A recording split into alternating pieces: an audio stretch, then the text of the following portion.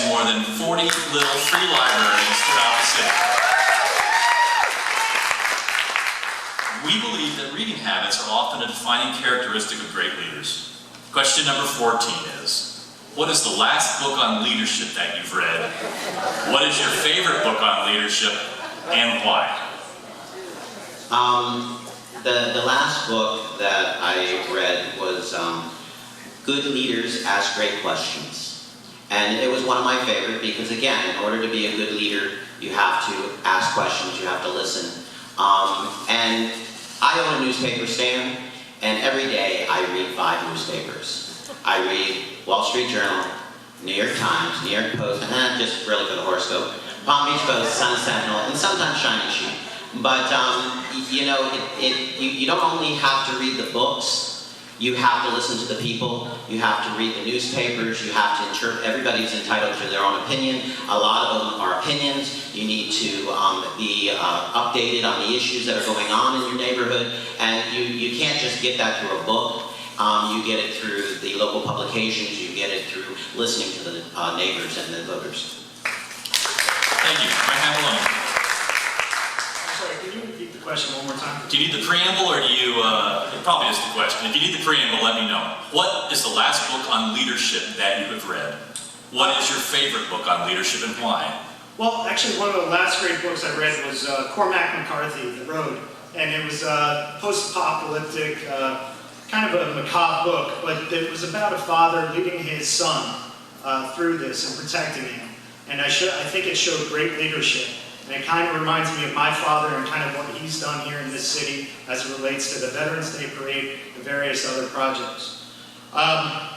Again, I think we need to, as far as leaders, we need to take action. We need to listen to everybody.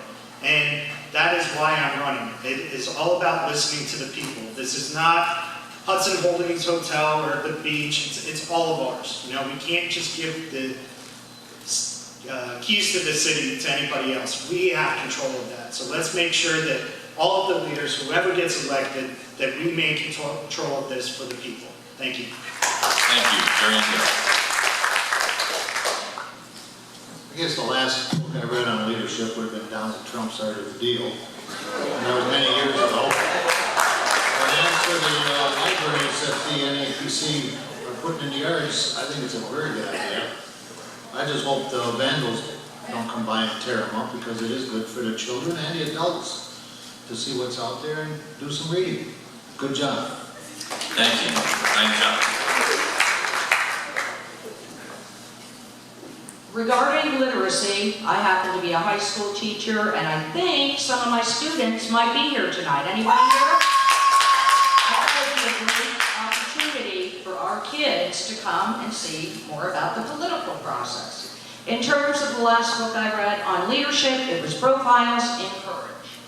And what that book taught me is the importance of compromise. And one of the things I think I do pretty well is I can work with people with very differing points of view and come to some middle ground. So that was the last book on leadership I read. Certainly is my favorite, and I believe that compromise is very important in leadership and running for office. Thank you. Thank you. Well, first of all, anyone that's ever been to one of my meetings knows that I've been trying for 4 years here to bring consensus. I listen to everybody, try to come up with creative and innovative solutions so that everybody, I'm staring at one gentleman right now that knows how hard that I work to do that, and I'm sure everybody in different instances could. I work with the Literacy Coalition. Literacy is actually one of my very, very most important things that I've done. I've worked for 25 years. I've worked in ESOL, English for Speakers of Other Languages. I've been a tutor for many years, and I've been a teacher in voice and articulation for people in the broadcast industry. As for what I read, one of my favorites, The Federalist Papers, Alexander Hamilton, a great story about some former presidents and some of their initial essays. And a neighbor just gave me this one, so I just started to read it, and it's called Madam President. Ryan Hart? Well, anybody who knows me knows that I'm a big fan of books. I'd rather leave the house without at least 2 books on me. I have bookworm tattooed on my knuckles. I have a recent conflict studies student in Colorado, I read a lot of books about conflict, about dialogue, about nonviolent communication. I can't pick a favorite, but putting the knowledge from all of them together has helped me be able to speak to people of different backgrounds and not only be a leader, but also teach other people to be leaders in their own lives. And I'm glad we put up free libraries all over town. I think that's a wonderful thing. It's one of the best things I've ever heard of Lake Worth doing. Thank you. Thank you. You know, one of the toughest things in doing this job up here is working with people and understanding people and trying to come up with some commonality that you can reach to get where you want to be. The same applies in the corporate world. So I can't really speak to the last book I've read, but I can speak to what I refer to on a regular basis, and that would be How to Win Friends and Influence Others by Dale Carnegie. Because I really think that, you know, it's really good for you to put your nose back in that book, because people are just so different and so diverse. And just when you think you've got, you know, a new approach to handling folks, there's always new twists that come up and new angles to be explored. As far as literacy in general is concerned, I've been a huge supporter of the Literacy Coalition here in Palm Beach County, and I'm proud to say that I'm on the waiting list for one of the little libraries, so I'm really excited about that. So thank you again. Thank you. All right, that's the end of our questions. I thank the candidates. It was just did a wonderful time with the time and everything and handling it.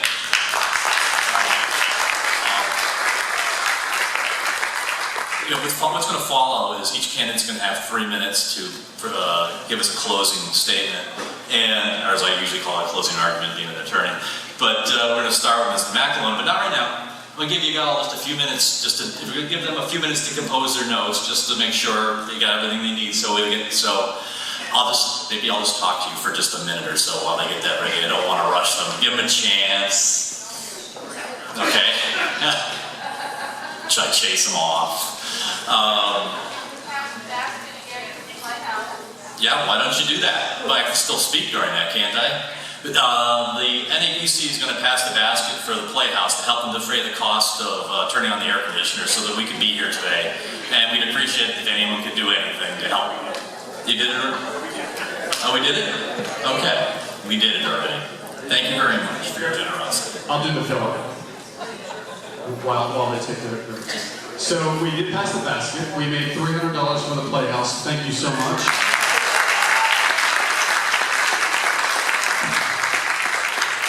I do my closing remarks so that when they finish their closing remarks, everyone can just go and enjoy downtown. So you want me to push my final 2 minutes? Why don't you do your 2 right minutes? now? Why don't you do your So, chit-chat?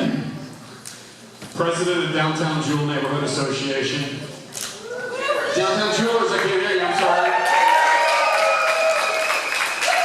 Somebody mentioned Floss, our 5th annual flossing event. This is by far the most popular, the most successful fundraiser in Lake Worth. We have set a date, it's March 26th. This is mini putt-putt golf. They're 10 people's backyards. It's our version of a home and garden tour. March 20th. Over the top catered, over the top alcohol if you want to indulge. March 26th, put it in your calendar. I want to thank again our candidates. This is a huge part of everyone's time to be here. Thank you for being here. Thank you to our moderator.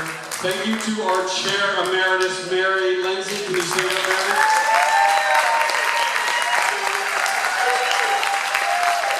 Keep that going for the Lakewood Playhouse for giving us a really good air conditioning weather. Our timekeepers, thank you, presidents and neighborhood members for keeping time. And thank you again. John, you can close it now. I can go back and watch. Yeah, get on down. Get off my stage. Here we go. All right. Closing arguments. We'll start with the